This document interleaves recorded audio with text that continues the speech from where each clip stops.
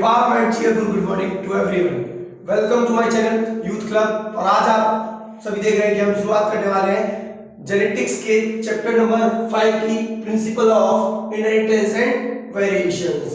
ठीक है, तो बिना आपका टाइम वेस्ट किए हम शुरुआत करते हैं चैप्टर की। पर ध्यान रखना, आप साथ साथ नोट बनाते चलना, ठीक है। और जो मैं होमवर्क दूंगा उसे करना बिल्कुल मत भूलना और बढ़ते हैं इसी के साथ आगे। तो देखते हैं, हमें पता है जो चैप्टर हमारा वो जेनेटिक्स का है। तो सबसे पहले तो हमें यही पता होना चाहिए कि जेनेटिक्स होता क्या है। तो देखते हैं सबसे पहले जेनेटिक्स क्या होता है। Genetics basically it's a branch of biology. क्या है? बायोलॉजी की ब्रांच है जो कि डील करती है उन रूल्स के साथ जो कि जरूरी होते हैं for the inheritance and variations. तो इसकी डेफिनेशन क्या होगी, देखिए। The branch of biology which deals with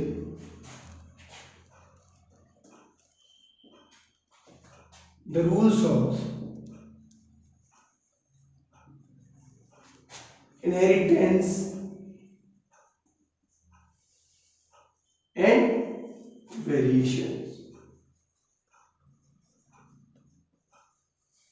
clear है कि ये जो ब्रांच है बायोलॉजी की वो डील करती है रूल्स के साथ जो कि नेसेसरी होते हैं किस चीज के लिए, इनहेरिटेंस और वेरिएशंस के लिए। ठीक है, हम अभी पढ़ेंगे कि इनहेरिटेंस क्या होता है और वेरिएशंस क्या होता है। ठीक है, उससे पहले ये जो जेनेटिक्स है, जो ब्रांच है बायोलॉजी की, इसके फादर कौन है? ठीक है, Gregor Mendel is known as the father of genetics. देख लीजिए, लिख लेंगे इसको भी। Gregor Mendel is known as father of genetics।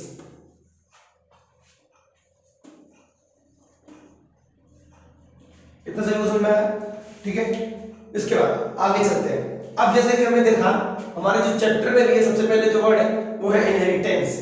तो ये आखिरकार इनहेरिटेंस होता क्या है? ठीक है, प्रिंसिपल्स पर बाद में चलेंगे, पहले देख लेते हैं इनहेरिटेंस का मतलब क्या होता है। ठीक है, तो अभी डालेंगे इनहेरिटेंस क्या होता है।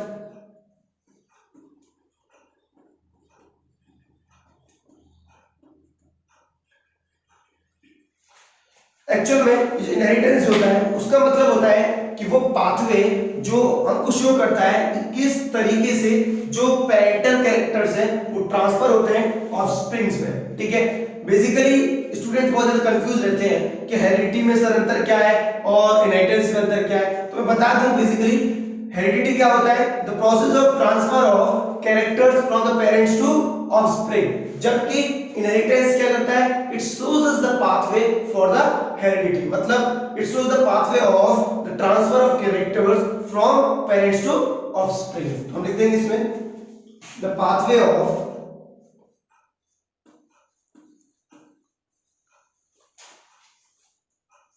Transfer of characters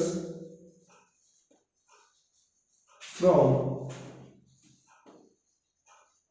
parents to offspring.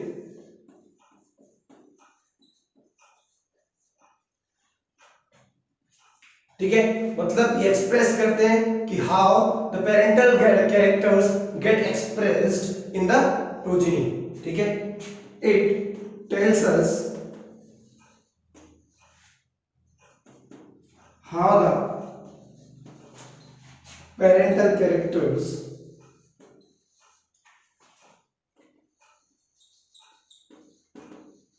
gets expressed in progeny। ठीक है, इतना समझ में आ गया सभी को? अब आगे की ओर चलते हैं। तो अभी फिलहाल इतने का आप स्क्रीनशॉट ले लीजिए। ठीक है, फिर आगे बढ़ते हैं। चलो आगे।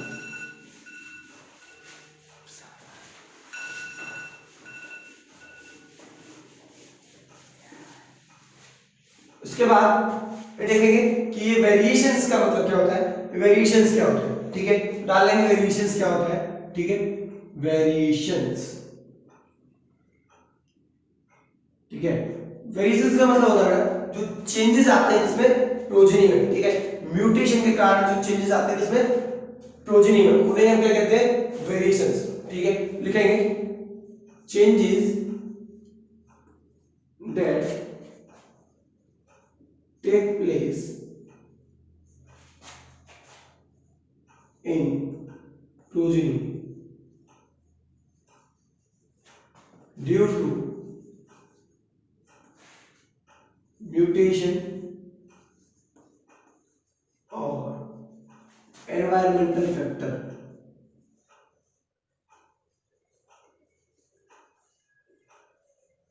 वो चेंजेस जो कि म्यूटेशन और एनवायरमेंटल फैक्टर्स की वजह से आते हैं वो क्या कहलाते हैं, बेसिकली आपके आर नोन एज वेरिएशंस, वो आपके वेरिएशंस कहलाते हैं। क्लियर है। अब इसका आगे देखते हैं आगे क्या होगा नॉर्मली। अब ये जो वेरिएशंस होते हैं एक्चुअली वो दो टाइप्स के होते हैं, ठीक है। देखेंगे इसके कौन से टाइप होते हैं। First one is your somatic variations and another one is your gametic variations. सबसे पहले डालेंगे सोमेटिक वेरिएशंस।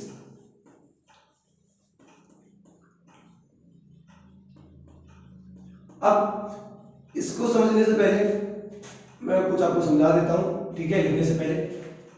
देखिए सपोज करो अभी मैं जा रहा हूं सड़क पर, ठीक है, अब कोई भाई आया पीछे से मुझे ठोकर के चला गया, ठीक है, तो ठोकने के बाद क्या हुआ, आपके आंसर का एक हाथ गायब उस एक्सीडेंट में, ठीक है।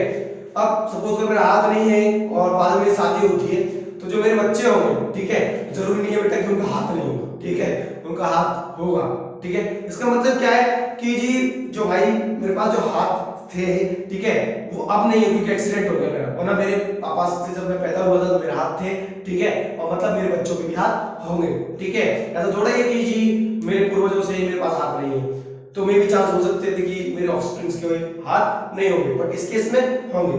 देखेंगे बेसिकली ऐसे ही चेंजेस को हम बोलते हैं सोमेटिक वेरिएशंस, ठीक है।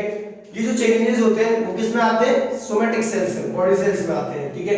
लिखेंगे पहला point, those changes which take place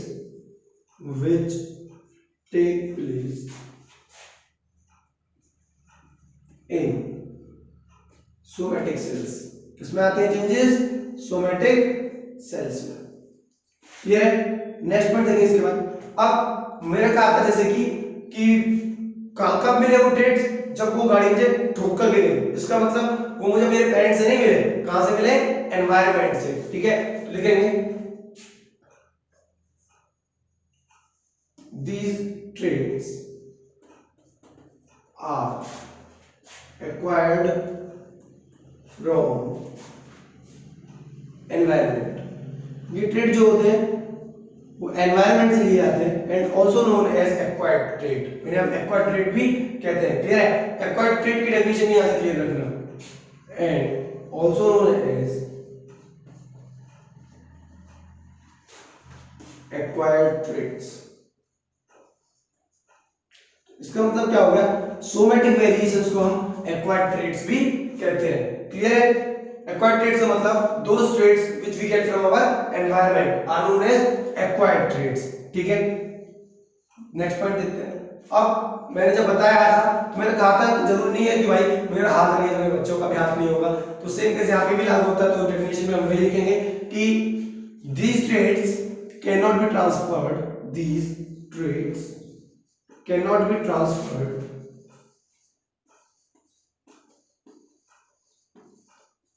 to progeny। ये जो ट्रेड्स होते हैं बेटा वो प्रोजेनी में ट्रांसफर नहीं होते, ठीक है।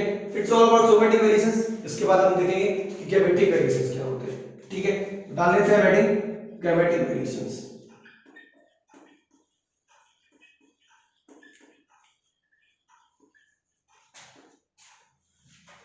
देखेंगे गैमेटिक वेरिएशंस क्या होते हैं। बेटा वो वेरिएशंस जो कि कहां आते हैं, गैमेट्स के अंदर आते हैं, ठीक है, उन्हें हम क्या कहते हैं, गैमेटिक वेरिएशंस, ठीक है। लिख लेंगे those changes which take place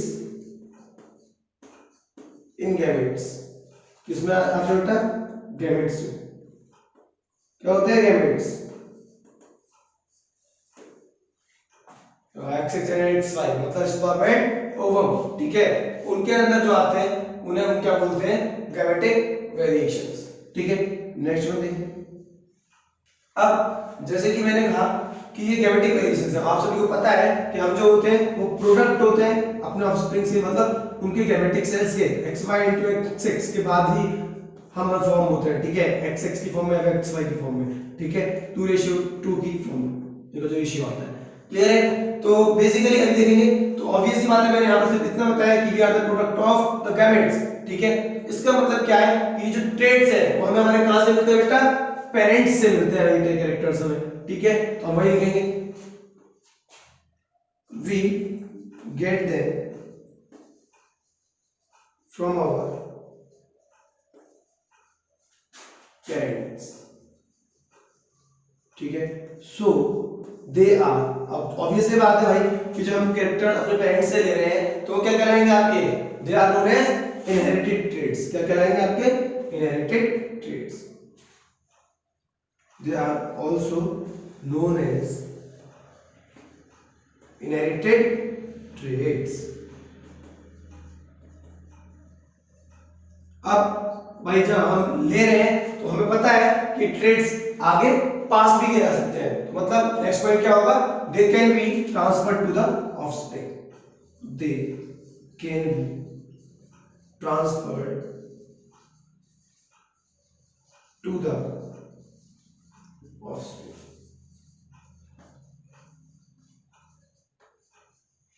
ठीक है। एक बार फिर से क्लियर कर देता हूं, देख लीजिए जल्दी से। वेरिएशंस क्या होते हैं, ये चेंजेस होते हैं जो कि आपके प्रोजेनी में टेक प्लेस करते हैं due to mutation and environmental factors. Mutation बता दो, जो आपका कॉम्बिनेशन होता है डीएनए का, ठीक है, उसमें जो एरर होती है उस टाइप पर जो चेंजेस आते हैं उन्हें म्यूटेशन कहते हैं, क्लियर है। तो एनवायरमेंटल फैक्टर्स की वजह से जो चेंजेस आते हैं प्लस उन्हें बोलते हैं हम वेरिएशंस, ठीक है। सोमेटिक वेरिएशंस क्या होते हैं, वो चेंजेस जो टेक प्लेस करते हैं कहां पर, सोमेटिक सेल्स के अंदर, प्लस जो ट्रेड्स एक्वायर करते हैं हम कहां से, एनवायरनमेंट से, इसीलिए क्या कहलाते हैं आपके, एक्वायर्ड ट्रेड्स भी कहलाते हैं, ठीक है। These traits can not be transferred to progeny, और ये जो प्रोजेनी में ट्रांसफर नहीं किए जा सकते हैं। इसके बाद gametic variations, those changes which take place in gametes, जो चेंजेस आपके गैमेट्स में आते हैं उन्हें बोलते हैं हम गैमेटिक वेरिएशंस, ठीक है। वो हमें कहां से मिलते हैं, हमारे पेरेंट्स से, मतलब ये पेरेंट्स से मिलते हैं, इसीलिए आपके क्या कहलाते हैं बेटा, इनहेरिटेड ट्रेड्स। इसका मतलब गैमेटिक वेरिएशंस को इनहेरिटेड ट्रेड्स भी कहते हैं। तो आपको पता रहना चाहिए कि आपका एक्वायर्ड ट्रेड्स क्या होते हैं और आपका इनहेरिटेड ट्रेड्स क्या होते हैं, ठीक है। और they can be transferred to the offspring, तो ऑब्वियस सी बात है जब हम पेरेंट्स ले रहे हैं तो हम इन्हें पास ऑन कर सकते हैं अपनी प्रोजेनी में, तो they can be transferred to the progeny, clear है इतना। सो टेक अ स्क्रीनशॉट, आगे बढ़ते हैं,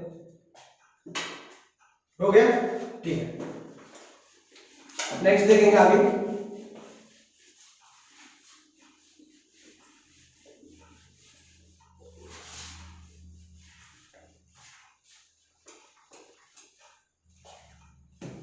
इसके बाद हम पढ़ेंगे मेंडल्स लॉ ऑफ इनहेरिटेंस के बारे में, ठीक है, कि उन्होंने क्या किया था, उसमें क्या क्या उन्होंने लॉज दिए थे उसके ऊपर, तो उसके बारे में बात करने वाले हैं। तो डालेंगे हेडिंग से बच्चे, मेंडल्स लॉ ऑफ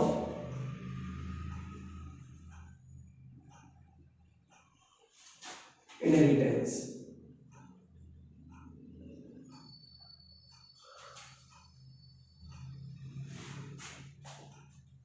ठीक है। अब जो मेंडल थे उन्होंने बहुत सारे लॉ दिए थे कि how the traits get expressed in the progeny, तो लिख लेंगे Mendel give various laws which express, जो कि हमें बताते हैं, क्या बताते हैं कि जो ट्रेड है express that how trades get expressed in progeny, जो ट्रेड है आपके वो किस तरीके से एक्सप्रेस होते हैं, किसमें, प्रोजेनी में, क्लियर है सभी को। अब इस पर जो पहला सवाल आता है कि जब हमें पता है कि नॉर्मली उन्होंने जो सारे एक्सपेरिमेंट किए थे उन्होंने गार्डन पी पर किए थे, किस पर, गार्डन पी पर, तो पूछना आता है कि why did Mendel choose garden pea for his experiment, तो डालेंगे कि why did Mendel choose, why did Mendel choose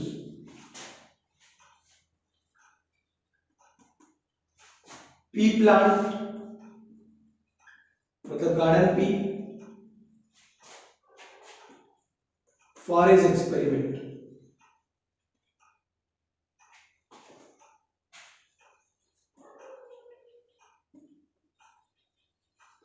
ठीक है, देखिए उन्होंने क्यों चूज किया इन्हें अपने एक्सपेरिमेंट के लिए, क्योंकि आपको पता होना चाहिए कि जो आपका गार्डन पी होता है, ठीक है, उसके जो कॉन्ट्रास्टिंग कैरेक्टर्स होते हैं, जो उसके अंदर कैरेक्टर्स होते हैं, जो उसके अंदर ट्रेट्स होते हैं, वो इजीली एक्सप्रेसिबल होते हैं, उन्हें हम आसानी से देख सकते हैं, महसूस कर सकते हैं। ठीक है, तो ऑब्वियस सी बात है कि अगर हमें कोई चीज एक्सप्लेन करनी होती है तो सबसे ज्यादा बेटर वो रहता है जो कि आसानी से दिखाया जा सके। तो एक्चुअल में था क्या कि जो जो आपका इसका पी का प्लांट होता है गार्डन पी, ठीक है, तो जो उसके जो कैरेक्टर्स होते हैं वो इजीली विजिबल होते हैं और आसानी से ऑब्जर्व किए जा सकते हैं। ठीक है, जैसे कि हम उसके बारे में बात करने वाले हैं, तो पहले तो ये लिख लीजिए, Mendel choose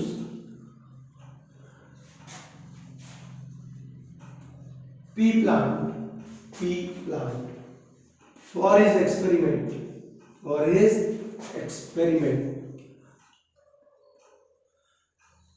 because it has different contrasting characters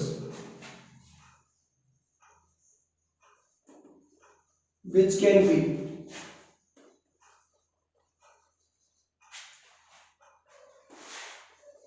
easily observed, वो आसानी से ऑब्जर्व किए जा सकते हैं। ठीक है,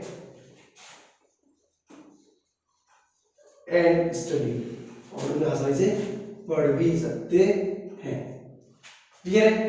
अब मैं बता देता हूं एक बार आपको कि वो कौन कौन से कॉन्ट्रास्टिंग कैरेक्टर्स हैं जिनकी वजह से हमने इन्हें सेलेक्ट किया, या फिर कौन कौन से उसके पास different contrasting pairs of characters हैं जिसकी वजह से उन्होंने पी प्लांट को सेलेक्ट किया। तो एक बार देख लेते हैं, उसकी तरफ ही नजर डाल लेते हैं कि वो कैरेक्टर्स कौन कौन से हैं बेसिकली। ठीक है, तो देखिए एक टेबल बना लेते हैं नॉर्मली। ठीक है, जैसे मैं फर्स्ट कैरेक्टर डाल देता हूं यहां पर हाइट। आपको पता है हमें हाइट में डिफरेंस बहुत आसानी से नजर में आता है। ठीक है, क्योंकि जो हाइट थी पी प्लांट्स कुछ छोटे भी होते हैं और कुछ बड़े भी होते हैं, तो उसके बेसिस पर टॉल और ड्वार्फ, देखो ये कैरेक्टर आसानी से ऑब्जर्व किया जा सकता है। क्लियर है? तो इस वजह से उन्होंने सेलेक्ट किया। दूसरा, shape of seed. Shape of seed में आपको पता है कि राउंड भी होते हैं कुछ बड़े दाने और कुछ रिंकल्ड भी होते हैं, उसके बेसिस पर राउंड एंड रिंकल्ड। क्लियर है? नेक्स्ट वन, हाइट हो गया, शेप ऑफ सीड हो गया, ठीक है, कलर ऑफ सीड, इसके बाद क्या, colour of seed.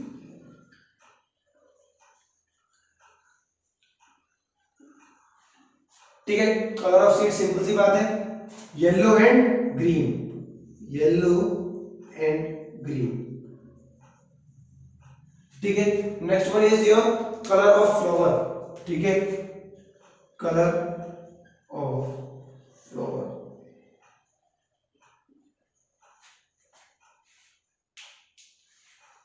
Blue and white, blue and white. आपको दिख रहा होगा कि जितने भी कैरेक्टर्स हमने यहाँ पर लिखे हैं उनको सभी को आसानी से ऑब्जर्व किया जा सकता है। देख लो, हाइट भी आसानी से नजर आ जाती है। ठीक है, शेप भी, उसकी शेप जो है वो राउंड है या फिर रिंकल्ड है। ठीक है, कलर ऑफ सीड, उसका जो कलर ऑफ सीड है वो येलो है या फिर ग्रीन है। कलर ऑफ फ्लावर जो है वो ब्लू है या फिर व्हाइट है। इन कैरेक्टर्स को आसानी से ऑब्जर्व किया जा सकता है, इसीलिए उनको उन्होंने चूज किया था। ऊपर से दूसरी बात क्या होती है कि ये आसानी से ग्रो किया जा सकते हैं, कल्टीवेट किया जा सकते हैं। ठीक है, लार्ज अमाउंट में गार्डन में, ठीक है, अपने नॉर्मल गार्डन्स में। तो ये भी एक रीजन था कि ये आसानी से जब ग्रो किए जा सकते हैं गार्डन में भी, तो why not we choose it. ऊपर से इनके पास इतने सारे कैरेक्टरिस्टिक्स हैं, कॉन्ट्रास्टिंग कैरेक्टर्स हैं, जिनकी वजह से हम इन्हें पढ़ सकते हैं आसानी से। ठीक है, तो लिख लेंगे इसमें वो पॉइंट भी। ठीक है, it can be easily cultivated, ठीक है, and yields in high amount, in high amount twice in a year, ऊपर से 2 बार करता है। बहुत सारी आपने स्पीशीज देखी होगी जो यील्ड सिर्फ एक ही बार करती है, जबकि ये ट्वाइस इन अ ईयर। ये भी कारण था, that's why Mendel select P plant for his experiment. ठीक है, जल्दी से स्क्रीनशॉट ले लीजिए, फिर आगे की ओर चलते हैं। ले लिया? ठीक, आगे की ओर देखते हैं।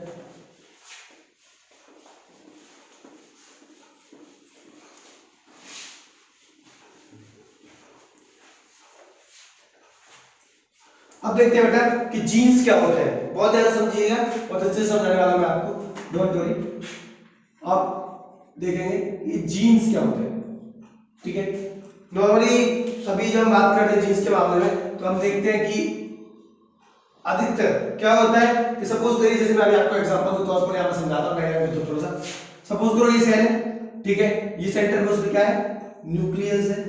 ठीक है, न्यूक्लियस के अंदर हमें पता है जो आपकी थ्रेड सेट या नोड सेट टाइप स्ट्रक्चर पाए जाते हैं। ठीक है, जिनको कि हम बेटा क्या बोलते हैं, क्रोमोसोम्स। क्या कहते हैं ना, क्रोमोसोम्स। ठीक है, और हमें पता है जो क्रोमोसोम्स का कंपोजिशन होता है वो किसका होता है, नॉर्मली मैंने आपको बताया थ्रेड लाइक स्ट्रक्चर होते हैं। ठीक है, क्रोमोसोम्स कैसे स्ट्रक्चर होते हैं, थ्रेड लाइक। और ये जो क्रोमोसोम्स होते हैं वो बने होते हैं, आपको पता है किसके मिलकर बने होते हैं, डीएनए प्लस प्रोटीन। किसके बने होते हैं, डीएनए प्लस प्रोटीन। और इन डीएनए के जो फंक्शनल फ्रेगमेंट होते हैं, क्या, फंक्शनल फ्रेगमेंट्स। ठीक है, वो क्या कहलाते हैं, आपके जीन्स। क्या कहलाते हैं, जीन्स कहलाते हैं। ठीक है, तो बेसिकली देखिए जो क्रोमोसोम्स है वो किसके बने होते हैं, डीएनए प्रोटीन के। और जो डीएनए होता है वो जेनेटिक मटेरियल होता है। क्या होता है, जेनेटिक मटेरियल।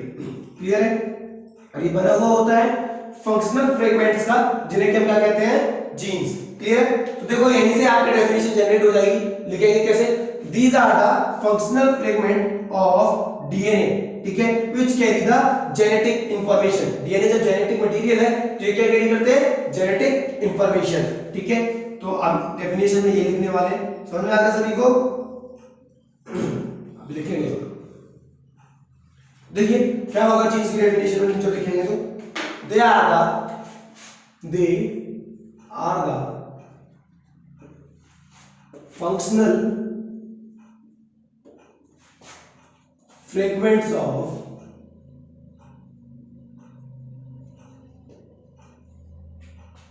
डीएनए। ठीक है, क्या होते हैं, फंक्शनल फ्रेगमेंट होते हैं डीएनए के। ठीक है, which carry the genetic information, जो जेनेटिक इंफॉर्मेशन को कैरी करते हैं, मतलब ट्रेड्स को कैरी करते हैं। ठीक है, उन्हें हम क्या बोलते हैं, जीन्स। अब एलेल्स क्या होते हैं, ठीक है, देखते हैं एलेल्स क्या होते हैं आपके।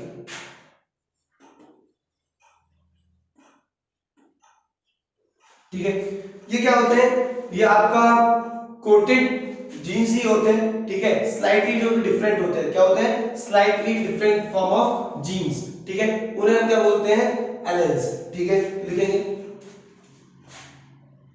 Slightly different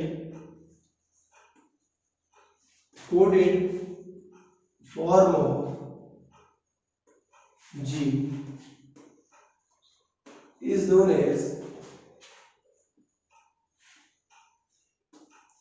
alleles। क्लियर है, इसके बाद जो हमें मेन टॉपिक है, जो आगे के टॉपिक के लिए बहुत इंपॉर्टेंट है, वो ये है कि जो ट्रेड्स होते हैं, ठीक है, जीन्स को हम कैरेक्टर्स बोलते हैं। ठीक है, ये कैरेक्टर्स कैरी करते हैं, कैरेक्टर्स को हम ट्रेड भी कहते हैं। ठीक है, अब ये बेसिकली जो आपके कैरेक्टर्स और जो ट्रेड्स होते हैं बेटा, वो बेसिकली टू टाइप के होते हैं आपके। ठीक है, डोमिनेंट ट्रेड और रेसेसिव ट्रेड। ठीक है, तो हमें पता होना चाहिए कि डोमिनेंट ट्रेड क्या होते हैं और रेसेसिव ट्रेड क्या होते हैं। अब डालेंगे डोमिनेंट ट्रेड। ठीक है, देखेंगे डोमिनेंट ट्रेड क्या होता है।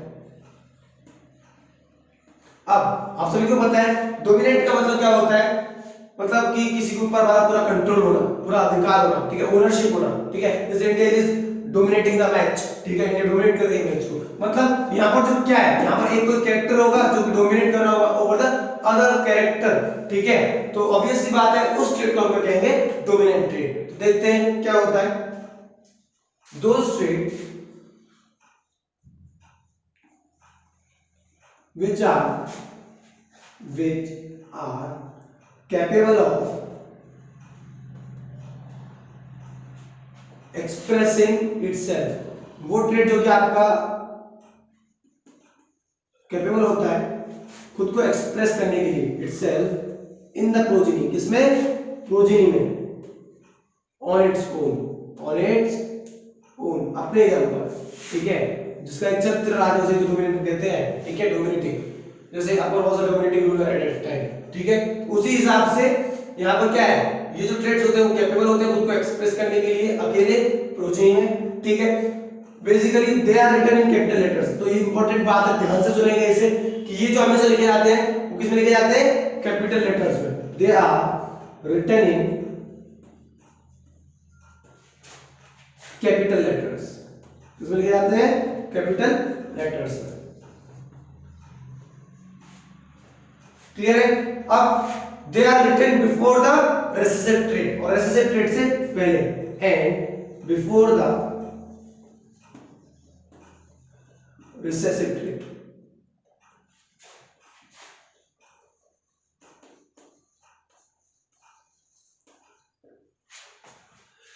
नेक्स्ट देखेंगे रेसेसिव ट्रेड को क्या होते हैं।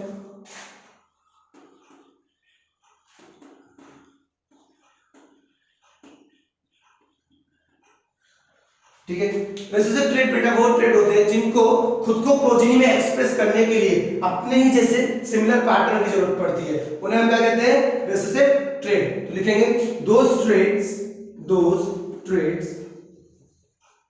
which needs similar element, ठीक है, to represent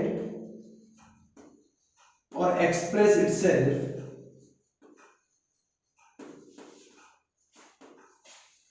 in the progeny, कहां पर, प्रोजेनी में, ठीक है।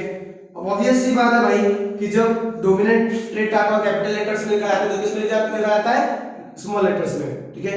लिखेंगे it is always written in small letters, किसमें लिखा जाता है, ये स्मॉल लेटर्स में।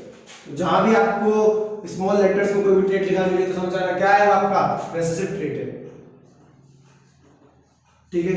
आगे देखते हैं इसके बाद क्या होता है कि ये तो आपके रेसेसिव ट्रेड के बारे में हो गया नॉर्मली, ठीक है। अब ये ऑब्वियस है, हमें ध्यान रखना ये आपके डोमिनेंट ट्रेड के बाद ही लिखे जाते हैं, डोमिनेंट ट्रेड इनसे पहले लिखे जाते हैं। तो लिख लीजिए they are written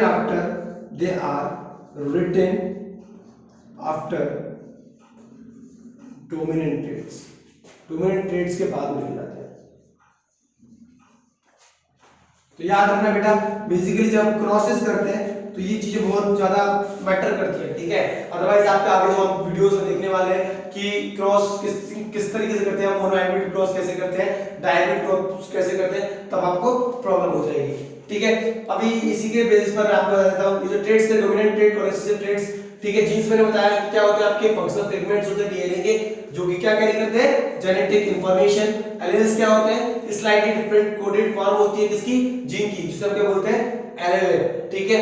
dominant trade क्या होते हैं, वो ट्रेड जो कैपेबल होते हैं खुद को एक्सप्रेस करने के लिए प्रोजेनी में अपने दम पर, ठीक है, वो हमेशा कैपिटल लेटर्स में लिखे जाते हैं और बिफोर द रेसेसिव ट्रेड्स। इसी के जस्ट अपोजिट होते हैं आपके रेसेसिव ट्रेड, इनको खुद को प्रोजेनी में एक्सप्रेस करने के लिए क्या चाहिए, सिमिलर एलील की जरूरत पड़ती है, ठीक है। और ये हमेशा स्मॉल लेटर्स में लिखे जाते हैं and after the dominant traits. आपको बेटर वे में समझ में आएगा जब हम नेक्स्ट वीडियो मोनोहाइब्रिड क्रॉस करेंगे, तो वहां पर इनका यूज करेंगे कि किस तरीके से इनका यूज किया जाता है मोनोहाइब्रिड और डायहाइब्रिड क्रॉस का को एक्सप्रेस करने में, ठीक है। So till the time check out the homework in the description links, ठीक है, और उनको ध्यान से करें और फॉलो करते रहें लगातार वीडियोस, ठीक है, और देखते रहें क्योंकि हम नेक्स्ट वीडियोस में आगे हम डिस्कस करने वाले हैं। तो बेसिकली मैं अपना मोटिव क्लियर करता हूं आपको सभी को, guys we have to You share these videos to those students who cannot afford coaching classes. So please share these videos to those students who cannot afford the coaching classes. ठीक है, उनको जितना ज्यादा हो सके शेयर कीजिए और coaching free India को बनाने में हमारी मदद कीजिए। थैंक यू और अगली वीडियो मिलते हैं।